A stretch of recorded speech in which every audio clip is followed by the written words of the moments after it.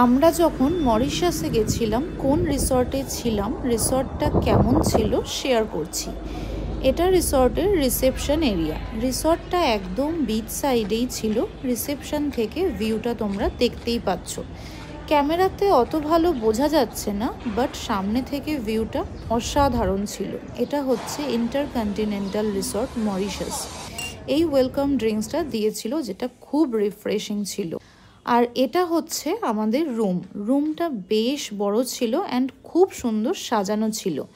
এটা হচ্ছে আমাদের রুম থেকে বাইরের ভিউ। বাইরে বেরোলেই বিচ ছিল, আর এই ওয়েভের সাউন্ডটা তো শুনলেই পুরো মাইন্ড একদম রিফ্রেশ হয়ে যায়।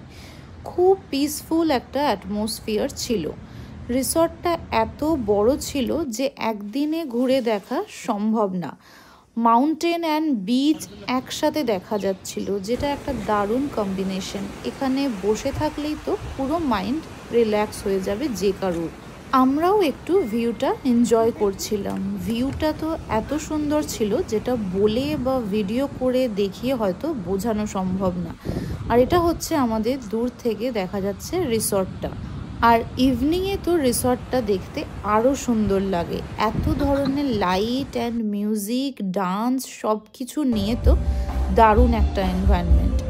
তার সাথে এত ধরনের ফুড আইটেম ছিল। সব খাবারের ফটো তো আমার তোলা হয়নি। রিসর্টের মধ্যেই অনেকগুলো রেস্টুরেন্ট ছিল, তার মধ্যে একটা বুফে সিস্টেম ছিল। তো ফার্স্ট নাইট তো আমরা ওখানেই ডিনার করেছিলাম।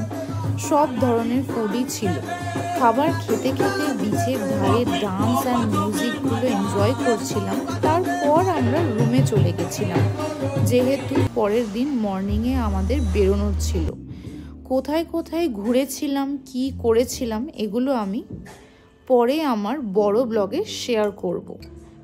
আর ভিডিওটা যদি আপনাদের ভালো লেগে থাকে তাহলে প্লিজ একটা লাইক অ্যান্ড সাবস্ক্রাইব করে দেবেন।